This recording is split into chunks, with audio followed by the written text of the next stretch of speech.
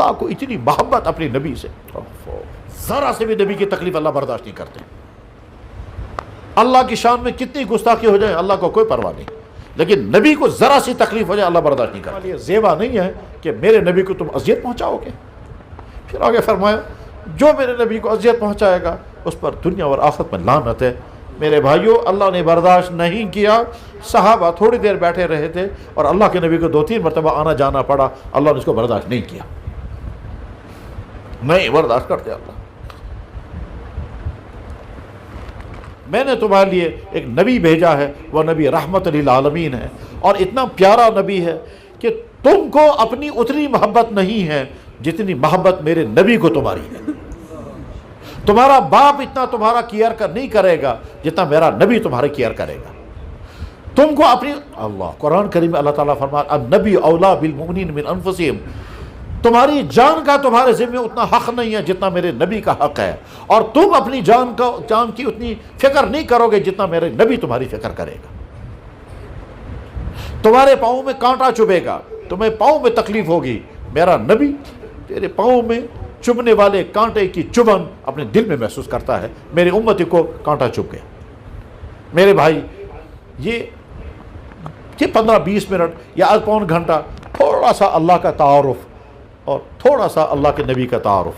اللہ کے نبی کا تعارف تو کچھ بھی کیا 2 جملے بولیں گے، واللہ اللہ کا نبی، اللہ کو اتنی محبت اپنے نبی سے، ذرا سے بھی نبی کی تکلیف اللہ برداشت نہیں کرتے۔ اللہ کی شان میں کتنی گستاخی ہو جائے اللہ کو کوئی پرواہ نہیں، لیکن نبی کو ذرا سی تکلیف ہو جائے اللہ برداشت نہیں کرتے۔ جناب رسول اللہ صلی اللہ علیہ وسلم کا نکاح ہوا، آپ نے مناسب سمجھا صحابہ کرام کو دعوت کریں گے۔ اس زمانے میں ان دنوں میں اللہ کے نبی علیہ السلام کی مالی حالت بہت اچھی تھی، اس لیے صحابہ کرام کی دعوت کی اور سب کو کہا سب کو کھانا کھانے کے لیے آؤ، اور گوشت کا انتظام کیا اور روٹیوں کا انتظام کیا۔ 2 انتظام کیا اللہ کے نبی نے دعوت کے لیے۔ صحابہ آتے گئے، کھانا کھاتے گئے، دعوت تھی حضور کے گھر میں، ساروں نے کھا کر کے رخصت ہو گئے۔ آخر میں 2 یا 3 صحابی حضور کے گھر میں بیٹھے ہوئے ہیں، کھانا کھا کر انہوں نے سوچا بجائے اس کے کہ باہر نکل جائیں یہیں بیٹھے رہیں گے، چنانچہ وہ بیٹھے رہے۔ اللہ کے نبی علیہ السلام بھی تشریف فرما تھے۔ آپ نے سوچا میں تھک گیا ہوں صبح سے، اپنا کوئی ذاتی کام بھی تھا، اب یہ سارے کھا چکے ہیں، یہ 3 آدمی بیٹھے ہوئے ہیں، یہ کھا چکے ہیں، یہ اٹھ جاتے تو میں تھوڑا آرام کرتا، لیکن وہ اٹھے نہیں۔ اللہ کے نبی نے سوچا میں ان کو کہوں گا اٹھ جاؤ، کمرہ خالی کر دو، آپ لوگ کھانا کھا چکے ہیں، اللہ کے حوالے نہیں سے خدا ہے سوال، ٹھیک چھا، مگر اللہ کے نبی نے کہا نہیں، کہہ نہیں پائے، کیونکہ رحمت للعالمین میں کیسے کہوں گا جناب کمرہ خالی کر دو نکل جاؤ، اس لیے اللہ کے نبی کہہ نہیں پائے۔ ان کی سمجھ میں بھی نہیں آیا کہ ہمیں اٹھ جانا چاہیے، وہ بیٹھے رہے۔ حضور سوچتے رہے یہ خود ہی اٹھ جاتے تو بہت اچھا تھا، میں کہہ پاؤں گا نہیں کہہ سکوں گا، مناسب بھی میرا کہنا نہیں رہے گا، اس لیے انتظار کیا، ان بیچاروں کی سمجھ میں نہیں آیا، حضور خود کہہ نہ سکے، لہذا اللہ کے نبی نے سوچا میں ہی اڑ جاؤں گا تو ان کو بھی سمجھ میں آ جائے گا، یہ بھی اڑ جائیں گے۔ اللہ کے نبی اعظم اٹھ گئے، وہ بیٹھے رہے، حضور نکل گئے باہر۔ حضور نے سوچا جب میں باہر چلا جاؤں گا یہ منطقی ہے، یہ بھی سمجھ جائیں گے کہ ہمیں اڑ جانا چاہیے، لیکن ان کو سمجھ میں نہیں آیا، وہ بیٹھے رہے۔ ان بیچاروں نے سوچا ہوگا آئندہ نہ جانے کبھی اندر آنے کا موقع زندگی میں ملے گا یا نہیں، اس مقدس ترین گھر میں اندر آ کر بیٹھنے کا موقع ہمیں کہاں ملے گا، وہاں تو ازواج مطہرات ہوتی ہے، وہاں کیسے جائیں گے اندر، وہ تو مسجد میں ملاقاتیں ہوتی تھی، آج خوش قسمتی سے اندر آنے کا موقع ملا ہے، ٹھیک ہے اس کا فائدہ ہم اٹھائیں گے، اس لیے بیٹھے رہے۔ حضور تشریف لے گئے، حضرت عائشہ سے ملاقات ہوئی اور کئیوں سے ملاقاتیں ہوئیں، کئی سارے کام کیے، کافی دیر کے بعد حضور واپس آئے یہ سوچ کر کہ وہ لوگ اٹھ چکے ہوں گے۔ آقا دیکھا تو وہ وہیں بیٹھے ہوئے تھے، دیکھا حضور نے وہ وہیں بیٹھے ہوئے، واپس چلے گئے۔ سوچا بھائی جب واپس چلا جاؤں گا تو ان کا خیال آ جائے گا بھائی اب تو اٹھ جائے کم سے کم، لیکن وہ اٹھے نہیں، چلے گئے اللہ کے نبی۔ پھر بہت سارے کام کر کے کافی دیر گزر گئی، اب آئے یہ سوچ کر کہ اب تو نکل گئے ہوں گے، کمرہ خالی ہو گیا ہوگا، آ کے دیکھا تو وہ ابھی بیٹھے ہی ہوئے تھے۔ توجہ کے ساتھ سنیں میں کیا سمجھا رہا ہوں، اور یہ واقعہ قرآن کریم میں اللہ تعالیٰ شاہ نے لیا ہے۔ تیسری مرتبہ جب اللہ کے نبی علیہ السلام آئے، اب ان 2-3 آدمیوں کے ذہن میں آ گیا کہ شاید 3 مرتبہ اللہ کے نبی علیہ السلام نے آ کے دیکھا، چلو اٹھ جاؤ اب نکل جاتے ہیں، کافی دیر ہو گئی، اٹھ کے نکل گئے۔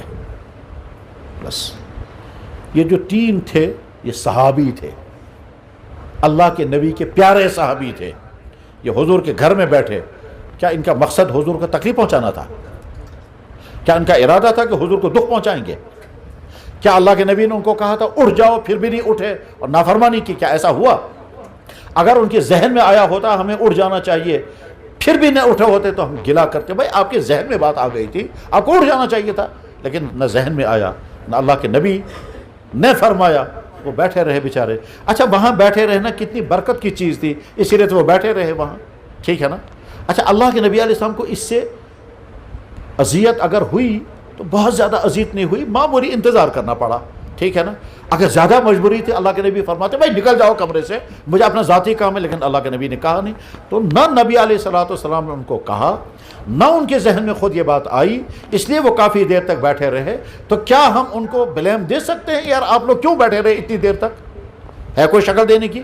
نہیں، نکل گئے بس۔ جو ہی وہ نکل گئے اللہ نے قرآن کی آیتیں بھیج دی، یا ایھا الذین آمنوا، اے ایمان والو، لا تدخلوا بیوت النبی، نبی کے گھر میں مت آنا،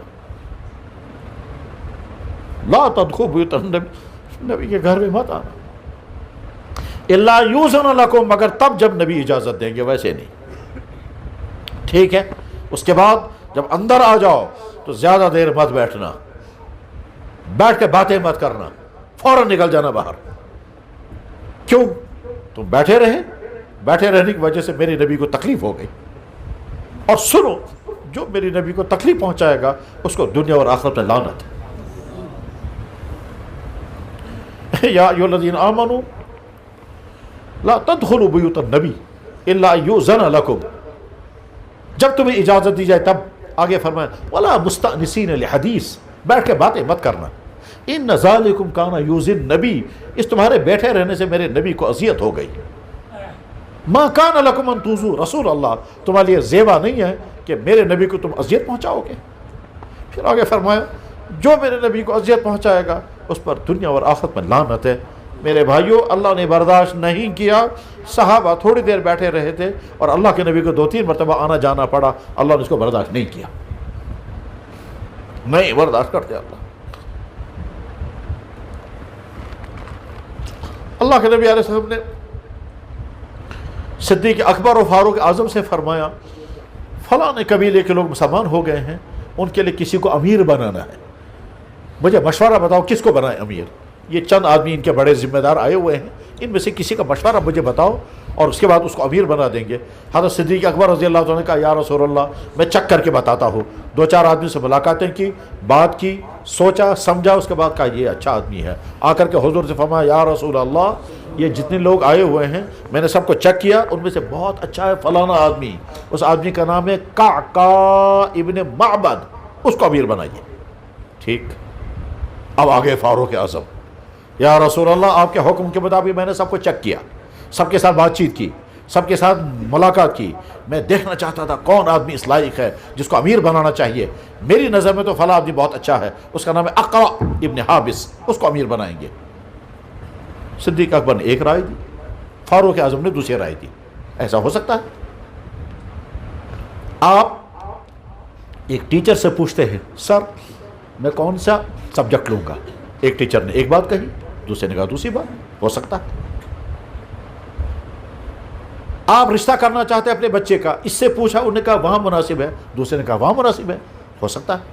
آپ بزنس کرنا چاہتے ہیں، ایک نے پوچھا، ایک نے کہا فلاں چیز کا بزنس کرو، دوسرے نے کہا فلاں چیز کا بزنس کرو، ہو سکتا ہے؟ تو اللہ کے نبی علیہ السلام نے ان سے پوچھا کس کو امیر بنائیں؟ انہوں نے صدیق اکبر نے فرمایا اور رائے پیش کی قعقاع ابن معبد، اور فاروق اعظم نے رائے پیش کی اقرع ابن حابس کی، 2 رائے آ گئی۔ صدیق اکبر رضی اللہ تعالیٰ بہت نرم مزاج انسان تھے، بہت ہی شفیق انسان تھے، لیکن اس وقت اچانک ان کو غصہ آ گیا، جس کی امید نہیں تھی، غصہ آ گیا، اور غصے میں حضرت فاروق اعظم سے کہتے ہیں آپ نے اس کے رائے کیوں دی؟ جس کے بارے میں نے رائے دی تھی آپ نے اس کے بارے میں کیوں نہیں بولا؟ آپ بھی وہی کہتے جس کے بارے میں تم نے رائے دی اس میں کیا ہے؟ آپ نے خواہ میری مخالفت کی ہے حضور کے سامنے۔ تو فاروق اعظم نے کہا میں کیوں آپ کی مخالفت کرتا، میں نے اپنی رائے دی۔ حضرت صدیق اکبر نے تھوڑی اور اونچی آواز میں کہا نہیں میں سمجھ گیا آپ نے میری مخالفت کی ہے، اور کیا، کیوں مخالفت کی آپ نے میری، کیوں دوسرے کے بارے میں رائے دی، آپ بھی اسی کے بارے میں رائے دیتے۔ حضرت فاروق اعظم نے تھوڑی سی اونچی آواز میں کہا جناب عجیب آدمی ہے، میں کیوں آپ کی مخالفت کرتا، میں نے اپنی رائے پیش کی۔ اللہ کے نبی علیہ السلام ان کو بھی دیکھ رہے ہیں، ان کو بھی دیکھ رہے ہیں، سوچ رہے ہیں میرے سامنے یہ بحث کر رہے ہیں، میرے سامنے انہوں نے اونچے سے بات کی، آپس میں ہمت کیسے ہوئی ان کی میرے سامنے بات کرنے کی۔ لیکن اللہ کے نبی رحمت للعالمین آپ نے کچھ نہیں فرمایا، یہ نہیں فرمایا ابو بکر تم کیوں تم نے زور سے بولا، فاروق اعظم سے کہتے تم کیوں جواب دے رہے ہو، لیکن کچھ نہیں فرمایا، رحمت للعالمین خاموش۔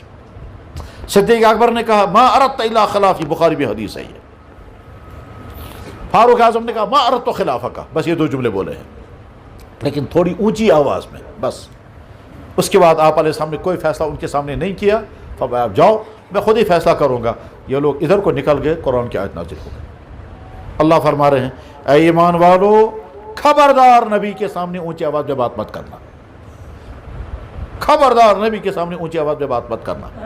یا ایھا الذین آمنوا لا ترفعوا اصواتکم فوق صوت النبی، اے ایمان والو نبی کے سامنے آواز اونچی مت کرنا، جتنی نبی کی آواز اونچی مت، اس سے زیادہ اونچی آواز مت کرنا۔ ولا تجہروا لہ بالقول کجہر بعضکم لبعض، اور آگے اللہ تعالیٰ فرماتے ہیں ان تحبط اعمالکم، تمہارے اعمال ہم ختم کر دیں گے۔ میرے بھائی کس کے بارے میں؟ صدیق اکبر و فاروق اعظم۔ صدیق اکبر وہ صحابی ہے جس کا تذکرہ قرآن میں ہے، فاروق اعظم وہ انسان ہے جس کے بارے میں اللہ کے نبی نے فرمایا میرے بعد نبی ہوتا تو فاروق اعظم ہوتے۔ ان 2 کے بارے میں اللہ نے فرمایا کیوں؟ انہوں نے اونچی آواز میں بات کی، اللہ نے برداشت نہیں کی۔ مقام اللہ کے نبی کا مقام اتنا اونچا۔